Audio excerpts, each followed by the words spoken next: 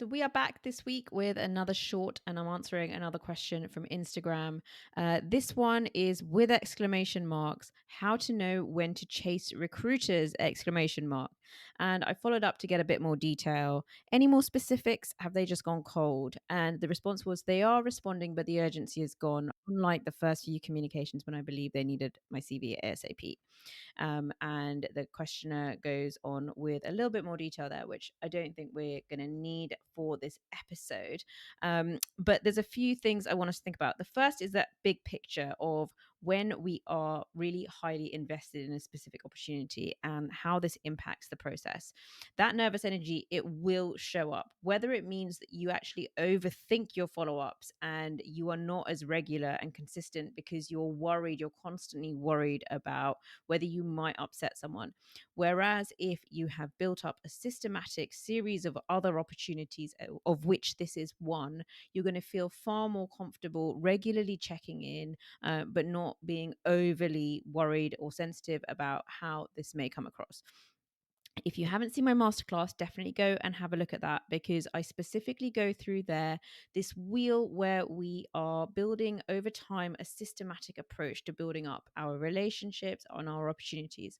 I don't mind whether they are internal or external opportunities. I have clients coming to me both seeking internal promotion and external promotions. This wheel works either way, because what we're doing is we are systematically building up your influence, your understanding of your personal style, then your relationships, then your internal and external stakeholder mapping, then slowly building that stuff up. And the opportunity then can come where it comes. We can't magic, I can't predict where they're going to come from, but what we can do is make you as best prepared as possible when they do. One of the best ways of being prepared is having more than one opportunity on the go. This increases your negotiation power. I talk about this a lot over on YouTube, so definitely go and have a look at some of those videos that I've done there. So that's the bigger picture: is can you cultivate a few more opportunities so that we are not ad hoc? We're not just going from when we get that big opportunity landing on our laps and we then, they say jump and we say how high. We're a bit more in control of the situation. And this is what I do in my coaching program. We systemize this process so that we are not at the mercy of the vagaries of organizations who they are going to have different timescales. They're going to have external events impacting them. We've all been there. Even as a coach, sometimes I will be asked to rapidly provide all of my details, and then suddenly I won't hear anything for quite a while. So this is very normal business behavior, I guess. And if we want to be in the game, then we're going to be continuously firing out various things that put us in the game, and just acknowledging the way these timeframes roll out. So definitely think about how systematic your approach is right now, or are you sort of putting all your eggs into that one basket and that's just making the whole process more anxious for you? Second bit is a more general one about chasing and follow up, because we all need to be able to do this. Especially, I'm sure many of us have found ourselves in conversations with those that might feel that little bit more slippery. Like, once this conversation ends, we're not really sure when we're going to hear from them, when we're going to get the follow up, right? And so the time for follow up, just like much of my coaching and perspective shifting, the time for follow up is not in the moment of the follow up. It's in the way that you set the follow up before. And I recently had a client who she needed some information from somebody else. That other person, it wasn't particularly in their interest to give this information. And so obviously that person was sitting on it because it wasn't, high on their priority list. So what do you do in this kind of situation? What we worked on with my client was saying, actually, why don't you just put something like a 5-10 minute catch up in the diary in, say, 10 days time. And there's nothing like the forcing effect of knowing, the focusing effect of knowing that you're going to have a conversation with someone, for you to just take those few actions, which otherwise are just sitting there like many other things on your list. It just nudges it up to the top. We've all been there. I've done this. I've known that before I get a call, there's a little bit of a flurry of activity that I do just to get things all lined up.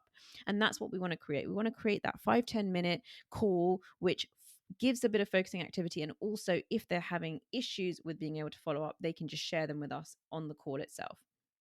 Many people have a high degree of external accountability, which means that left to their to do list on their own, they could get distracted and pulled in many directions wherever the loudest voice is.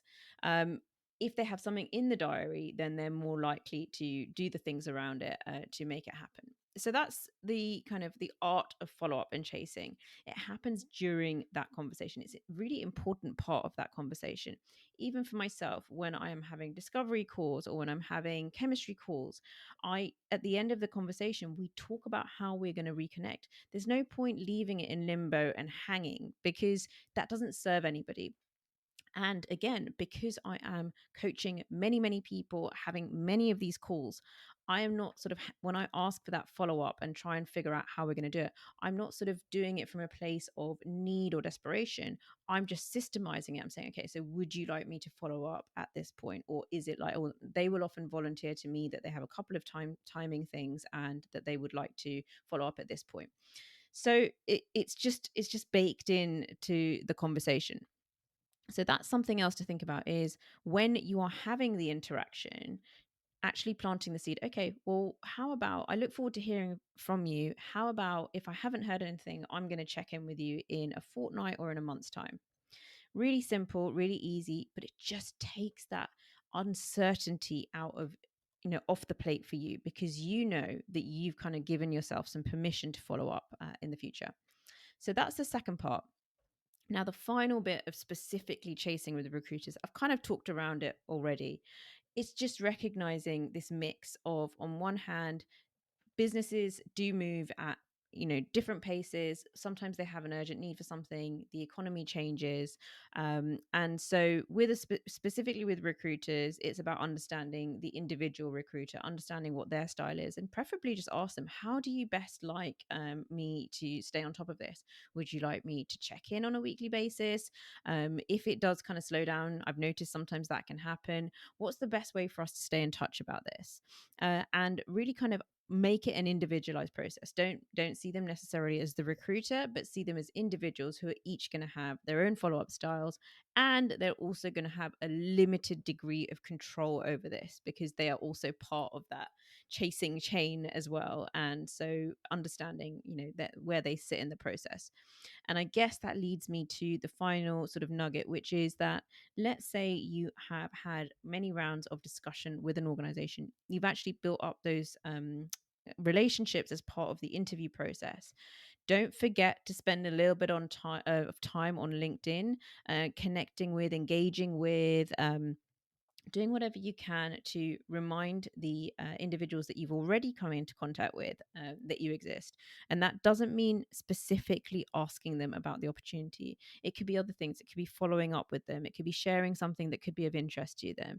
Whichever way, whichever hook. This is again something that I get into in a lot of detail with my coaching clients. What are those hooks? What can we do here?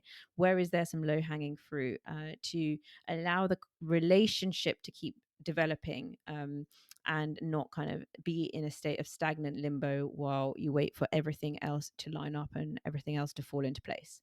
So that would be the final tip. I hope you found that helpful. I look forward to hearing if you're able to put this into practice, and send me your questions so that I can answer them on here. And I look forward to connecting with you next time. Bye bye.